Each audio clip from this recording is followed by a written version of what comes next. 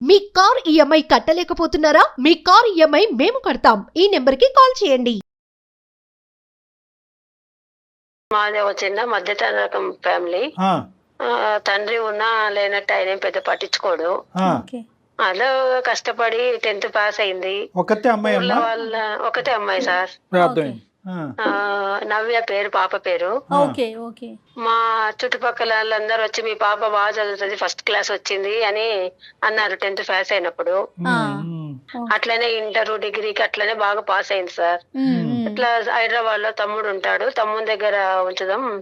ఇప్పుడు సొసైటీలో ఈ ఎవరు హాస్టల్లో తమ్ముడు అంటే ఎవరమ్మా? పాప వాళ్ళ తమ్ముడా మీ తమ్ముడా? మా తమ్ముడు సార్, పాపకు మేనమామ. మేనమామ. ఓకే ఓకే, అర్థమైంది, చెప్పండి. అక్కడ కొంచెము తమ్ముడైతే కొంచెం మంచి స్థితిలో ఉన్నాడు. ఉమ్, ఈ బీటెక్ చదివిద్దాము, కొంచెము నేను సహాయం చేస్తుంటాను, తమ్ముడు సహాయం చేస్తుంటాడు కొంచెము. అదేలే. ఆ మరదలు కూడా ఉంటది కదా, సరే పాప ఉంటది అని ఉంచాము. ఓకే. ఈ మధ్య కాలంలో ఏమైందో నేను ఉండను అని అంటుంది. ఎప్పటి నుంచి ఇంట్రెస్ట్ తగ్గింది పాప? ఎప్పటి నుంచి చదవనంటుంది? ఒక 4 నెలలు అయింది సార్. 4 నెలలు బట్టి. బ్యాక్లాగ్స్ ఏమైనా ఉన్నాయా? ఏం లేదు sir. Right, okay.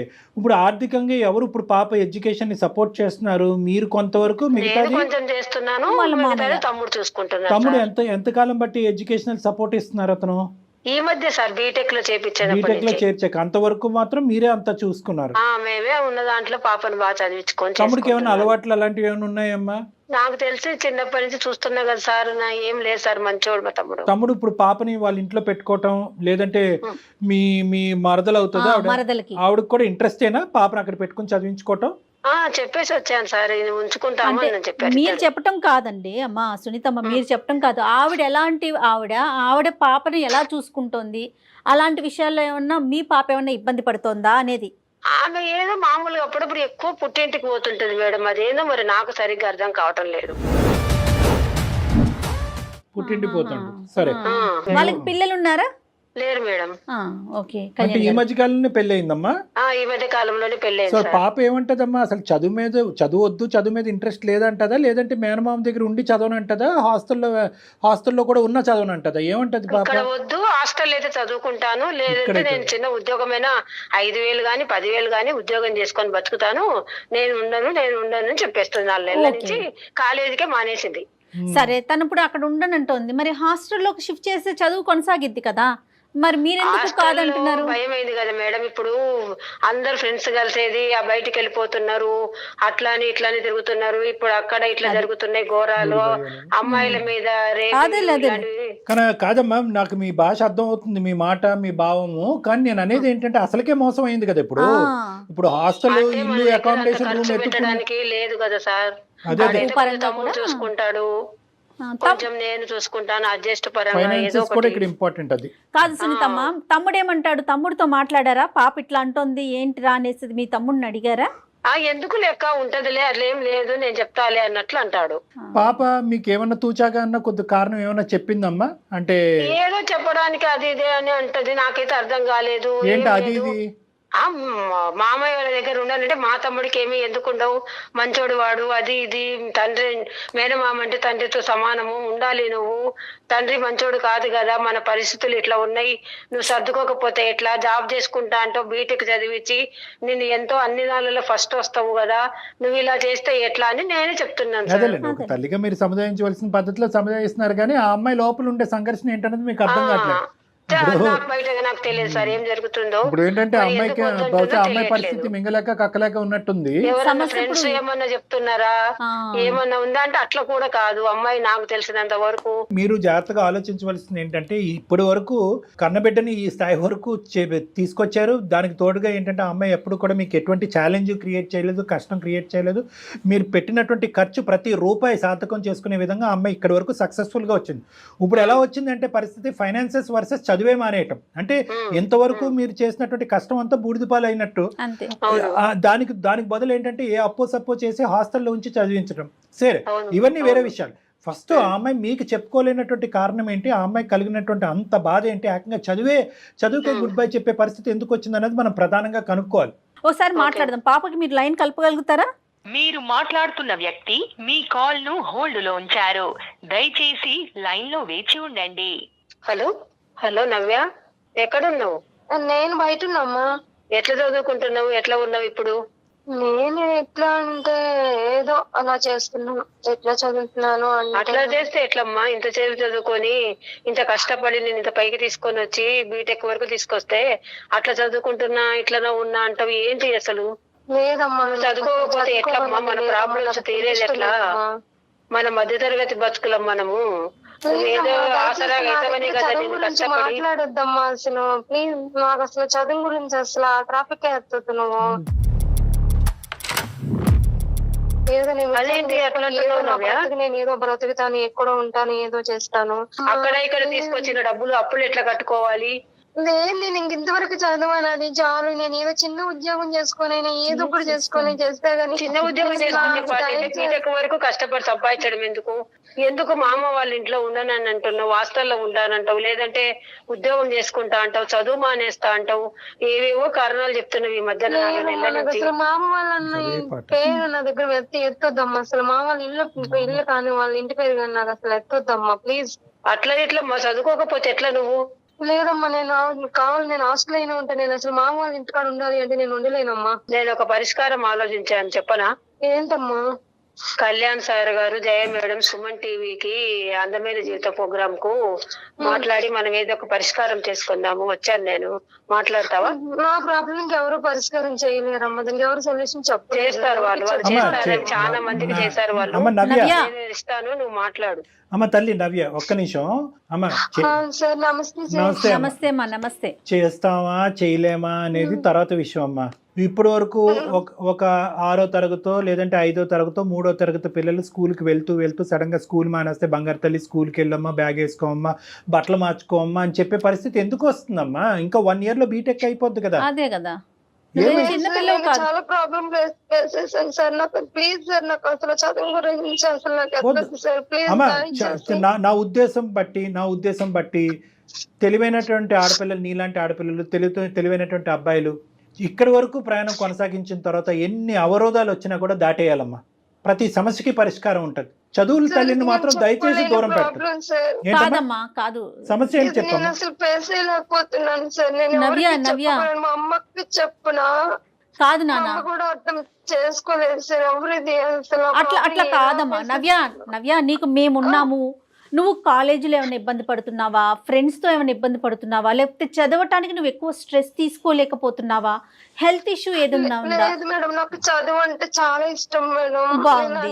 First class వచ్చాను, చాలా ఇష్టం. నేను హాస్టల్ అయితే ఓకే, కానీ నేను మామయ్య వాళ్ళ ఇంటికాడ అంటే నేను ఉండలేను మేడం. ఇది ఎలా చెప్పాలో కూడా మా అమ్మ, ఇది నేను చెప్పుకోలేదు. కాదమ్మా అమ్మ, ఇప్పుడు ఒకటి నవ్య, నీ వయస్సు, నీకు చదువు ఉంది కానీ నీకు అంత వయస్సు లేదు, అంత అనుభవం లేదు. ఇప్పటికీ నువ్వు చిన్నపిల్లవే. దయచేసి ఒక సమస్యని సమస్యగా చూస్తూ దీనికి పరిష్కారం లేదు అని చెప్పి గీత గీసేయద్దమ్మా. ప్రతి సమస్యకి పరిష్కారం ఉంటుంది. ఓకే, అందులో నువ్వు అనుభవించేటటువంటి సమస్యలకి పరిష్కారం ఖచ్చితంగా ఉంటుంది. 1కి 100 సార్లు మేడం అడుగుతున్నారు, చదువులో ప్రాబ్లమా, కాలేజీలో ప్రాబ్లమా, బ్యాక్లాగ్స్ అని అంటున్నారు. ఇవేమీ కాదంటున్నావు, కానీ మామయ్య ఇంట్లో మాత్రం ఉండనంటున్నావు. అసలు ఏంటి నీ సమస్య? అవును సార్, నాకు మామయ్య వాళ్ళ ఇంట్లో ప్రాబ్లం సార్. మామయ్య చాలా బ్యాడ్ హ్యాబిట్స్ అయిన వ్యక్తి సార్ మామయ్య, కానీ అమ్మ దృష్టిలో చాలా మంచివాడు. అది ఎలా చెప్పాలో నాకు అర్థం కావట్లేదు. చెప్పేసామా, నువ్వు మొదలు పెట్టావు ఇంకా కామా ఫుల్ స్టాప్ లేదు, మొత్తం అంతా కూడా బయటకు చెప్పేసే, కక్కేసే అంతా. మీ అమ్మ వినాలి.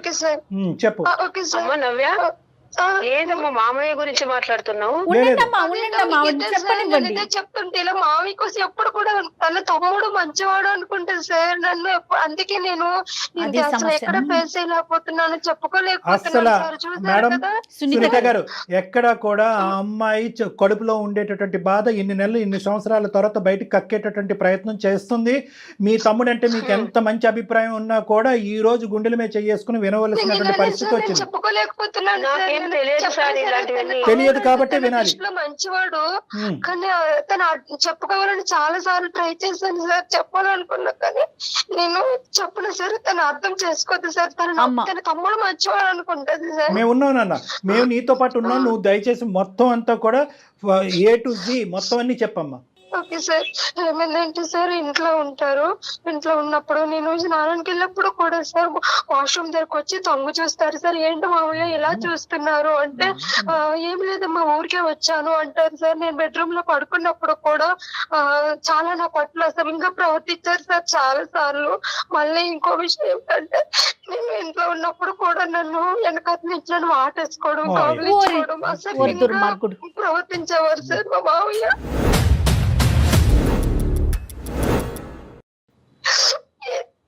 ఊరుకోమా, బాధపడకు. చెప్పాలి ఎలా చెప్పాలి సార్? సునీత గారు ఏంటి మీ అమ్మాయి మంచి కథలు చెప్తుంది అనుకుంటున్నారా? ఆ అమ్మాయి కాదమ్మా, మీ మామయ్య వాళ్ళ వైఫ్ లేదా, ఇంట్లో ఉండదు ఆవిడ? తను కూడా మ్యామ్ ఏం చేస్తారంటే తను కూడా చాలా విజిట్ చేస్తాడు మేడం. పాపం తన అత్తమంటికి వాళ్ళ పుట్టింటి వాళ్ళ ఇంటికి వెళ్ళిపోతే తను ఉన్నా సరే కానీ తన దొంగ చూపులు నా వైపు చాలా అసలు చాలా దరిద్రంగా నా పైన వచ్చి తనని టచ్ చేయడము అట్లా ఇలా చాలా నీచంగా నీచాతి నీచంగా ప్రవర్తిస్తాడు సార్ మ్యామ్ మావయ్య. కానీ అతను చూడ్డానికి బానే ఉంటారు అంత ఇది ఏమంటది మా అమ్మ లేదు అందరూ తన అంటే తన చాలా సార్లు నేను చెప్పడానికి ట్రై చేసినప్పుడు తన మాట ప్రవర్తన బట్టి తన తమ్ముడు అంటే అమ్మకి అంత నమ్మకం. కానీ అమ్మ ఒకటి నవ్య, అమ్మకి తమ్ముడు అంటే అంత నమ్మకం, మామయ్యకి కూడా ఏంటమ్మా అతని ఆలోచన? నువ్వు ఏం చెప్పినా పర్లేదు మా అక్క ఏమీ నమ్మదనే ధైర్యమా? అవును నేను చాలా సార్లు అన్నా. అంటే తనకి తన అక్క నమ్ముతుంది కదా, తన తమ్ముడు అంటే అంత నమ్మకము కదా. సరే నువ్వు ఏం చెప్తావులే, ఏం లేదమ్మా అని చెప్పి వెళ్ళిపోవడము. నా ముంగట వేరే లేడీస్ ని కూడా తెచ్చుకోవడము, అలా రూమ్ లో వెళ్ళడం కూడా చాలా సార్లు. తనకు చాలా ఆడళ్ళు అంటే అతను అంత పిచ్చి మామయ్యకి సార్. అమ్మా సునీత గారు వింటున్నారమ్మా? సునీత గారు చెప్పండి సార్. ఇప్పుడు ఇంత భయంకరమైన మనిషి అయినా కూడా అక్కడే ఉండమంటారా మీరు? లేదంటే ఇప్పటికీ కూడా మీ తమ్ముడిని మీరు వెనకేసుకుని వస్తారా? లేదంటే మీ అమ్మాయి ఏమైనా అబద్ధాలు కోరా? అలాంటి తమ్ముడు అని చెప్తే నా కళ్ళకి నీళ్లు కాదు రక్తం వస్తుంది సార్. తనను అంటే ఫ్యామిలీలోను గొడవలు చిన్నప్పటి నుంచి వాళ్ళు ఒక తల్లికి సంబంధించి ఒక తల్లికి పుట్టి ఉన్నారు. నేను తన బిడ్డగా వెళ్ళి వాళ్ళ రక్త సంబంధ బంధాలని గొడవలు వస్తాయి విడతీయకూడదు మామూలు ఎండేటర్ కూడా చెప్ చూసాను సార్, ట్రై చూసాను, ఎప్పుడు కూడా అమ్మ వినలేదు. కాదు సార్, ఎంత పొరపాటు చేశారమ్మా సునీత గారు, ఎంత పొరపాటు చేశారు. నా కూతురు చెప్తుంటే నాకు అసలు మైండ్ తిరిగిపోతుంది. ఏం మాట్లాడాలో కూడా నాకు మాట రావటం లేదు సార్. ఇలాంటి ప్రయత్నం చెయ్యాలి కదా. తమ్ముడు అని తెలిసింటే వాడిని అక్కడే చంపేసిండే దాన్ని సార్. వద్దులేండి అమ్మా, ఈ చంపటాలు గింపటాలు ఇవన్నీ తీసి పక్కన పెట్టండి. కానీ అట్లీస్ట్ ఒక చంపడం కాదు సార్ అసలు అంత. సునీత గారు, సునీత గారు, కూడా నాకు అసహ్యం వేస్తుంది. సునీత గారు, అందుగురించే మేము 1కి 10 సార్లు చెప్తా ఉంటాం, మీ ఇంట్లో మీ అమ్మాయి మీకు దిక్కు, ఆ అమ్మాయికి మీరు దిక్కు. సో ఇక్కడ ఎవరు మగవాళ్ళు లేరు, పెద్దలు లేరు. మగవాళ్ళు అనేటటువంటి వాళ్ళు చూసేటటువంటి ఒక్క వ్యక్తి ఎవరైతే మీ భర్త పాప తండ్రి ఉన్నాడో అతను విచిత్రంగా ప్రవర్తించడం, బాధ్యత లేకుండా ప్రవర్తించడం విసుగు వేశారు. ఆసరాగా తీసుకున్నారు సార్ తమ్ముడు, ఏం చేసినా నమ్మరు అని. ఆసరాగా తీసుకున్నాడు. నాకు అన్నిటికంటే విచిత్రం ఏంటంటే, ఆశ్చర్యం ఏంటంటే, మీ తమ్ముడికి కేవలం మీ అమ్మాయిని ముట్టుకోవటం ఒకటే కాదు, భార్యని అక్కడ ఇల్ ట్రీట్ చేస్తున్నాడు. ఇందాక మీ మాటల్లో పదే వేరే ఆడవాళ్ళు ఇంటికి తీసుకురాడు. చాలా సార్లు విమర్శించాడు సార్. నీ మాటకు అడ్డొస్తున్నాను, నీ బాధకు అడ్డొస్తున్నాను, నేను ఏం చెప్పినా నీ బాధ తీర్చలేనటువంటి బాధ. కానీ అన్నిటికంటే దురదృష్టం ఏంటంటే, చదువుల తల్లి నీ లోపల ఉంది, నీ బాధకి చదువుల తల్లికి ముడిపెట్టేసావు ఇక్కడ. అది అందరికంటే బాధ. చదువు అంటే చాలా ఇష్టం సార్. నేను ఎప్పుడు హాస్టల్ చదువుకుంటా, హాస్టల్ వద్దు నువ్వు నా తమ్ముడు దగ్గరే ఉండాలి, సెక్యూరిటీ అంటే లేదు ఇలా లేదు ఇదే నాకు. అందుకే సార్ నేను ఇప్పుడు 4 months నుంచి నేను కాలేజీ ఎక్కట్టుకొని ఏదో చిన్న పని చేసుకొని ఉద్యోగం చేసుకొని నేను ఇలాగ ఇప్పుడు బయట చాలా ఇబ్బంది నేను పడుతున్నాను సార్ మా మామీ వల్ల. ఒకటమ్మా, నీకు నవ్య, నువ్వు ఏదో చిన్న ఉద్యోగం చేసుకుంటావు, పెద్ద ఉద్యోగం చేసుకుంటావు కాదు, ఇంకో 3-4 years చదువుల లోకంలోనే ఉండవలసినటువంటి ఆలోచన, మనసు, తెలివితేటలు నీకు. నువ్వు ఒకటి గుర్తుపెట్టుకో, ఇది వాస్తవానికి చాలా చిన్న సమస్య, పెద్ద సమస్య కాదు. ఎందుకు అంటున్నానంటే, నువ్వు గొంతిప్పి మాట్లాడితే కనుక అమ్మని గట్టిగా పట్టుకుని నిలదీసి, అమ్మ నీ తమ్ముడు ఇలాంటి వాడు, నా మీద నీకు నమ్మకం లేకపోతే మీ తమ్ముడు భార్యతో ఒకసారి మాట్లాడితే కనుక మీ తమ్ముడు యొక్క క్యారెక్టర్ నువ్వు అలా చేయలేవు. నువ్వేం చేసావు అంటే కనుక అక్కడ ఒక కల్ప్రిట్ ని కాపాడుతూ ఎక్కడ అక్క తమ్ముళ్ళ యొక్క బంధం తెగిపోద్ది అనేటటువంటి భయంతో. నేను బంధం కోసమే అదే కదా సార్ ఎందుకమ్మా ఇటువంటి బంధం ఉంటే ఏంటి, చిన్న పిల్ల అయ్యేసరికి తను అట్లా ఆలోచించింది. బంధం ఉంటే ఏంటమ్మా ఊడిపోతానేంటి, ఇక్కడ నీ చదువే ఊడిపోయేటట్టుంది, ఇక నీ చదువే ఊడిపోయేటట్టుంది. ఇంతకాలం కష్టం చేసుకుని మీ తల్లి ఇంత కష్టపడి చదివించింది, ఇదంతా చూస్తున్నటువంటి వాడు అడ్వాంటేజ్ తీసుకున్నాడు. అరే వీళ్ళ ఇంట్లో మగదిక్కు లేదు, నేను పెడితేనే తిండి, నేను పెడితేనే కాలేజ్ అన్నట్టుగా వాడు రెచ్చిపోతున్నాడు. ఒకే కడుపును పుట్టినటువంటి ఇద్దరు పిల్లలు అవటం అనేటటువంటిది ఎంత వాస్తవమో, మీ ఇంటికి వచ్చినటువంటి వేరే ఆడపిల్ల బాధపడుతూ పుట్టింటికి పదే వెళ్ళిపోతుంది అనేటటువంటి దాని దగ్గర నుంచి అసలు మీ తమ్ముడి యొక్క క్యారెక్టర్ ఏంటి అనేది మీకు అర్థం అవ్వాలి. రెండోది ఏంటంటే, వినండి, గమనించలేకపోవటం కాదు, మీ ఇంట్లోంచి వచ్చినటువంటి వాళ్ళు దేవుళ్ళు అని ఊహించుకునే మనస్తత్వం నుంచి దయచేసి మీలాంటి ఆడవాళ్ళు బయటకు రావాలి. రెండో అంశం ఏంటంటే, మీ అమ్మాయి 1-2 సార్లు మీరే ఇంతకు ముందు ఫోన్ కలపక ముందు మీరు ఒక మాట అన్నారు, ఏదో ఊహించుకుంటుందండి, మేనమామ గురించి ఏదో చెప్తుందండి, ఏంటి ఆ భ్రమలేంటి, ఆ ఆలోచనలు ఏంటి, ఆ ఊహలను. అంటే ఏంటంటే, మీ గోటి తల్లులు ఇటువంటి ఆడపిల్లలు చాలా సున్నితమైనటువంటి అంశాలు ముందుకు వచ్చి ఇక్కడ మీ తమ్ముడనే చెప్పట్లేదు, ఇటువంటి సమస్యలు ఎదురు. ఒక నిమిషం నవ్య, ఇంకో విషయము అంటే అది నా తమ్ముడు చాలా మంచి బాగా సెటిల్ అయ్యాడు, నా తమ్ముడు చాలా కోటీస్ఫైడ్ అయ్యాడు, నా తమ్ముడు వెనకతనే చాలా మంది పడతారు, నా తమ్ముడు అసలు ఎవరి వైపు కన్నెత్తి చూడడు, చాలా అదేలే ఈవిడ ఇలా మార్కులు వేసుకుంటూ పోతే కనుక నేను చెప్తే ఏం నమ్ముతారేంటి అనేది వెనక్కి తగ్గే. సునీత గారు, మీలాంటి ఆడవాళ్ళు ఎవరైనా ఉంటే కనుక వాళ్ళందరికీ నేను చెప్పేది ఏంటంటే, ఇలాంటి ప్రవర్తన ఇంటికి తీసుకెళ్లి ఆటో డ్రైవర్ చేయొచ్చు, కింద ఉండేటటువంటి వాచ్మెన్ ప్రవర్తించవచ్చు, లేదంటే కాలేజీలో ఉండేటటువంటి ట్రైనర్స్ ప్రవర్తించవచ్చు, లేదంటే మన ఇంట్లో ఉండి మనం మెప్పు పొంది మన మనుషుల్లాగా ఉండేటటువంటి వాళ్ళు కూడా చేయొచ్చు. ఇవి చేసేటప్పుడు యూజువల్గా ఏమవుతుంది అంటే కనుక, ఇందాక నవ్య ఒక చాలా ఇంపార్టెంట్ పాయింట్ చెప్పింది, ఎందుకంటే ఇటువంటి కేసులు నాకు కల్లోలుగా వస్తాయి కాబట్టి నేను చెప్తున్నాను. ఆడపిల్లలు ముందుకొచ్చి చెప్పే లోపలే మీరు అవతల ఉండేటటువంటి కల్ప్రిట్కి మీరు మార్కులు వేసేస్తారు వాళ్ళకి. ఆ తమ్ముడు వాడు ఆజానుభావుడు, వాడు అది ఇది, వాడు ఇంత కాకపోతే అంతమంది వాడు వెనకతలు ఫాలో అవుతారు, అలాంటి అందరూ గొప్పగా మాట్లాడేటటువంటి వ్యక్తికి నువ్వు నెగిటివ్గా మార్కులు వేస్తున్నారని చెప్పి ఈ అమ్మాయి నెగిటివ్గా మార్కులు వేయకముందే మీరు ఈ అమ్మాయి నోరు కట్టేస్తారు. ఇది మీరందరూ చేసేటటువంటి దీనివల్ల కాదు కళ్యాణ్ గారు, దీనివల్ల చెప్పాల్సిన వాళ్ళు అసలు చెప్పలేకపోతున్నారు. సో అక్కడ ఏమవుతారంటే, అక్కడ ఒక విధంగా బాధపడుతూ ఉంటారు, వాడి చేతుల్లో వాడికి తెలుసు 600 100 ఇక్కడ కావాల్సినటువంటి మార్కులు ఇక్కడ మెప్పు పొందేశాం కాబట్టి ఈ అమ్మాయి వెళ్ళి చెప్తే కనుక ఏదో పిచ్చిది ఏదో లేనిపోని కబుర్లన్నీ చెప్తుంది అన్నట్టుగా అనుకుంటారు. అక్కడ అక్కైనా తల్లి అయినా తండ్రి అయినా ఎవరైనా కూడా ఈ మాటలు కొట్టి పారేస్తారు. ఇదే 2 సార్లు పిచ్చిదవుతుంది. నా చేతుల్లో అబ్యూజ్కి గురైనటువంటి ఈ అమ్మాయి పిచ్చిదవుతుంది, మళ్ళీ వాళ్ళ అమ్మకి చెప్పుకుని రెండోసారి పిచ్చిదవుతుంది, అందరూ ఈ అమ్మాయిని ఏకాకి చేస్తారు అనేటటువంటి ఉద్దేశంతో ఇలాంటి అబ్యూజ్ అనేటటువంటిది కంటిన్యూస్ గా సమాజంలో నడుస్తూనే ఉన్నాయి. దీని మీదే చాలా అఘాయిత్యాలు జరుగుతున్నాయి. కాబట్టి ఫస్ట్ ఆఫ్ ఆల్ ఏంటంటే, ఒకటే మాట అంటారు, టెక్స్ట్ బుక్ ఆఫ్ సైకాలజీలో ఒకే మాట అంటారు, ఏంటో తెలుసా, మీరు ఆ సమస్యకి పరిష్కారం చెప్పలేకపోయినా కూడా ఎవరైనా బాధితులు వచ్చి మీతో చెప్పుకునేటటువంటి పరిస్థితి ఉంటే దాన్ని ఫెసిలిటేట్ చేయండి అంటారు. అంటే ఏంటంటే, వాళ్ళు ఏదన్నా మాట్లాడినండి, అర్థం పద్ధం లేకుండా మాట్లాడినండి, విచిత్రంగా మాట్లాడినండి, మీరు 100కి 200 మార్కులు వేసేటటువంటి ఒక మగాడి మీద వేలెత్తి చూపెట్టేటటువంటి దాన్ని మీరు వినండి. ఫస్ట్ మీకందరికీ కనిపించే ప్రపంచం ఒకటి, ఇలాంటి ఆడపిల్లలు అనుభవించేటటువంటి ప్రపంచం ఒకటి, మీ ప్రపంచం అనేటటువంటిది కరెక్ట్ కాదు, వాళ్ళ ప్రపంచం అసలైనటువంటి సిసలైనటువంటి రంగు ఏదన్నా ఉందంటే మీ తమ్ముడు రంగు ఇప్పుడు ఈ అమ్మాయి చెప్పినటువంటి మాటల్లో ఏదైతే చిన్నటి నుంచి మీరు చూసారు చూడండి, వీడికి 100కి 100 మార్కులు, ప్రపంచం అంతా ఆడపిల్లలందరూ వాడు క్యూ కడతారు, వాళ్ళందరి మాటలు వింటాం కాదు. మీ తమ్ముడి యొక్క భార్యని నిలబెట్టి అడగండి, నీ కూతురు నిలబెట్టి అడగండి, అది మీ తమ్ముడు. మీ మరదలు నెక్స్ట్ బాధితురాలు, ఆ అమ్మాయిని కూడా ఇక్కడ కూర్చోవాలి. ఆడవాళ్ళని ఒక తోలుబొమ్మలాట్లాగా ఆడుకునేటటువంటి మీ తమ్ముడు ఉన్నాడు చూడండి, వీడికి చాలా పెద్ద శిక్ష పడాలి. అసలు వాస్తవానికి చెప్పాలి అంటే నాకు చాలా కడుపు రగిలిపోతుంది. ఆఖరికి సొంత కూతురు వచ్చి తల్లితో చెప్పుకునేటటువంటి పరిస్థితి లేకుండా చేశాడు వాడు. అమ్మ ఒకటే నవ్య, దయచేసి అమ్మ నువ్వు ఏదో, నాకు తెలుసు మీ ఆడపిల్లలకు ఉండే డెలికేట్ సిచ్యువేషన్ నాకు తెలుసు. అబ్యూజర్ని కాపాడేటటువంటి మనుషులు 10 మంది ఉంటే కనుక విక్టిమ్ తరపున మాట్లాడేటటువంటి వాళ్ళు ఒక్కరు కూడా ఉంటారు. కర్మ ఇటువంటి ఈ రోజు ఆ సమాజంలో ఉన్నాం మనం. అమ్మ విన్నారా సునీతమ్మ, ఎంత అఘాయిత్యం జరిగేది కాదు. విన్నాం మేడం. ఏం చెప్పాలనుకుంటున్నారు మరి ఇప్పుడు? మైండ్ అంతా ఇదైపోయి అసలు నాకు ప్రాణం ఇదైపోతుంది. భర్త అలాంటి వాడు కాబట్టి నేను ఇలా అయిపోయి, నా జీవితం ఇలా అయిపోయింది, నా బిడ్డలన్నా బాగుండాలి, తండ్రి మేనమామ కదా, తమ్ముడు తమ్ముడి కాడ ఉంచితే నా బిడ్డ జీవితం బాగుపడుతుంది. అదే ఈ మధ్య ఆలోచించావు తరగతి తల్లి. బతుకులు ఇట్లా పులి దగ్గరికి అయిపోయినాయి అని తీసుకెళ్ళి వదిలేవు. ఇలా ఆలోచించుకున్నాను సార్ నేను.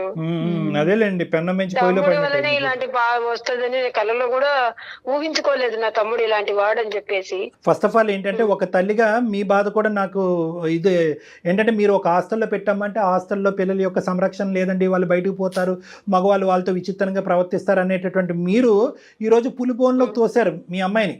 అవును సరే, అవును. ఇవన్నీ నవ్య ఒక్కటమ్మా, అంటే నువ్వు మాకు చెప్పినంత వరకేనా ఇంకా ఏమైనా జరిగినాయి అమ్మా? సార్ నాకు అందుకే భయంకరంగా నా జీవితాన్ని నా ఇంటి చేతుల్లో బలైపోయేటట్టుంది. మావి నన్ను ఇంకా వదిలిపెట్టేటట్లు లేరని సరే నేను ఇంకా మావి ఇంట్లో నుంచి బయటకు వచ్చాను. తొందరగా బయటకు వచ్చావు. ఊరుకున్నాడమ్మా, అతను ఏం చేయలేదా? ఒకటే టార్చర్, నువ్వు మావి దగ్గర ఉండాలి కానీ నువ్వు అక్కడ ఉండి చదివి. అందుకే నాకు చదువు అంటే నాకు చాలా ఇష్టం సార్, కానీ ఇంక ఇంట్రెస్ట్ పోయింది. అందుకే కదా సార్ వాడు నన్ను అడుగుతున్నాడు సార్, ఏమని? ఎందుకు పాప రావటం లేదు, ఎందుకు వస్తలేదు, ఎందుకని ఫోన్ చేసి నన్ను సతాయిస్తున్నాడు. కాదు, వాడికి ఇంకొక దుర్మార్గమైన ప్లాన్ ఉంటుంది. బ్రేకింగ్ న్యూస్ నేను చెప్తున్నాను వినండి. పదే పదే మీ ఆ అమ్మాయిని కొట్టి ఇంట్లోంచి బయట పంపించేస్తున్నాడు అంటే కనుక ఇల్లుని ఖాళీ చేస్తున్నాడు వాడు కావాలని. ఇల్లుని ఖాళీ చేసి నవ్యని లూప్లోకి లాగుతున్నాడు వాడు. ఫైనల్ గా వాడు ఐడియా ఏంటంటే అక్కడ తెగదెంపులు చేస్తాడు, అక్కడ విడాకులు చేస్తాడు, అక్క నీ కూతురు నేను చేసుకుంటాను అంటాడేమో కూడా. అవును, నేను ఆ మాయలోనే ఉన్నా కాబట్టి నటిస్తాడు కూడా వాడు. మరి అమ్మ, ఇప్పుడు మీరు చేయవలసింది ఏంటంటే, ఇప్పుడు ఇక్కడ పెద్ద పాత్ర మీకు ఉంది మేడం సునీత గారు, చాలా పెద్ద పాత్ర ఉంది. కుటుంబపరమైన పాత్ర ఉంది, ఒక తల్లి పాత్ర ఉంది, ఒక అక్క పాత్ర ఉంది, సామాజిక పరమైనటువంటి చాలా ముఖ్యమైనటువంటి పాత్ర ఉంది. ఎందుకంటే వీడికి ఇక్కడ ఫుల్ స్టాప్ పెట్టకపోతే కనుక వీడు ఇంక ఇలాగే కంటిన్యూ అవుతాడు, చాలా మంది జీవితాలతో ఆడుకునేటటువంటి ప్రమాదం ఉంది. కాబట్టి మీతో పాటు మేము ప్రయాణం చేయడానికి రెడీగా ఉన్నాను. వినండి ఒక్క నిమిషం. మీ మరదల తరపున ఇప్పుడు ఫస్ట్ టైం మిమ్మల్ని మా తరపున సుమన్ టీవీ అందమైన జీవితం తరపున మేము మిమ్మల్ని రిక్వెస్ట్ చేస్తున్నాము, మీరు మీ మరదల తరపున నిలబెట్టడానికి ట్రై చేయండి. మీ మరదల తరపున నిలబెట్టడానికి ట్రై చేయండి. ఇప్పుడు వరకు మీరు ఏమన్నారు, అక్కడ ఏం గొడవ జరుగుతుందో నాకేం తెలియదండి, ఊరికే ఆ అమ్మాయి పుట్టింటికి పోతుందంటే అక్కడ ఏం మామూలు విషయం జరగట్లేదు, చాలా భయంకరమైనటువంటి అరాచకాలు జరుగుతున్నాయి. ఆ అమ్మాయి ఎన్నో తన కళ్ళ ద్వారా చూసుంటది. ఇన్ఫాక్ట్ నీ కూతురికి సమస్య కూడా ఆ అమ్మాయి కళ్ళతో చూసి అటు మాట్లాడలేక ఇట్లు మాట్లాడలేక ఇంట్లో కళ్ళు మూసుకుని కూర్చోలేక ఇంట్లోంచి పారిపోతుంది. కాబట్టి మీ మరదల తరపున నిలబడండి. ఆ అమ్మాయి వీడికి విడాకులు ఇవ్వటం కాదు, మీరు కూడా ఇలాంటి దుర్మార్గుడితో తెగదెంపులు చేసుకోండి. బహుశా వీడికి ఇంకా ఏమైనా ఇలాంటి అరాచకాలు ఉంటే కనుక వాడితో మేము ఫోన్లో మాట్లాడి నిలదీసేటటువంటి ప్రయత్నం చేస్తాం. కావాలంటే ఇక్కడికే పిలిపిస్తాం. ఒకప్పుడు వాడు ఏమైనా తప్పు చేశాడు, దీనికి మించినటువంటి తప్పులు చేశాడు, ఇది కూడా తప్పే, దీన్ని క్షమించడానికి లేదు. ఇది అబ్యూస్ కింద వస్తుంది, సెక్షువల్ అబ్యూస్ కింద వస్తుంది, ఇది చట్టరీత్యా నేరం, దీనికి కూడా వాడు శిక్ష పడాలి. ఈ శిక్ష పడేటటువంటి క్రమంలో నా తమ్ముడు నా తండ్రి అన్నట్టు మాత్రం మీరు కాపాడకూడదు వాడిని. 10 మంది జనాలు ఉయ్యాలి వాడిని, ఆడవాళ్ళందరూ ఉయ్యాలి వాడిని. మీరు మాకు సపోర్ట్ ఇస్తే కనుక మీతో పాటు మేము ఉంటాం. నవ్య కూడా సాక్ష్యం చెప్పడానికి తను పడినటువంటి సపోర్ట్ ఇస్తున్నాను సార్.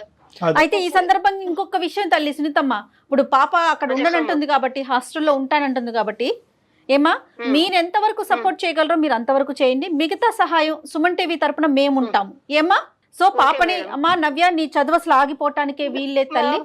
అమ్మ రెక్కలు ముక్కలు చేసుకొని నిన్ను ఇక్కడ దాకా తీసుకొచ్చింది. నువ్వు నీ బీటెక్ ని కంప్లీట్ చేసి మంచిగా మంచి జాబ్ తెచ్చుకొని సెటిల్ అవ్వు. వాళ్ళ అమ్మగారు వచ్చారు కాబట్టి సరిపోతుంది. నేను ఇదే మాట పదే పదే చెప్తున్నానండి. రాకపోతే ఆ పిల్ల పరిస్థితి ఏంటి, తన జీవితం ఏంటి? మన దాకా వచ్చింది కాబట్టి మీరు ఒక సలహా ఇచ్చారు. నవ్య ధైర్యంగా ఉండాలి. ఓకే ఓకే అమ్మా. సునీతమ్మ చెప్పండి, జాగ్రత్తగా ధైర్యంగా ఉండండి. తర్వాత ఏం చేద్దాం అనేది డాక్టర్ గారు మళ్ళీ మాట్లాడతారు, మీతో మాట్లాడతాను. అసలు దాన్ని బట్టి ముందుకెళ్దాం. ఇమీడియట్ గా మీ అమ్మాయిని మీ దగ్గరికి రప్పించుకోండి, ఆ అమ్మాయిని ఓదార్చండి. ఆ అమ్మాయిని కొంతకాలం కావాలి అంటే కనుక కొద్ది లీవ్ కానీ హాలిడే కానీ తీసుకుని ఆ అమ్మాయి కొద్ది తేరుకున్న తర్వాత మనోధైర్యం వచ్చిన తర్వాత కావాలంటే మళ్ళీ కాలేజీకి పంపిద్దురు కానీ.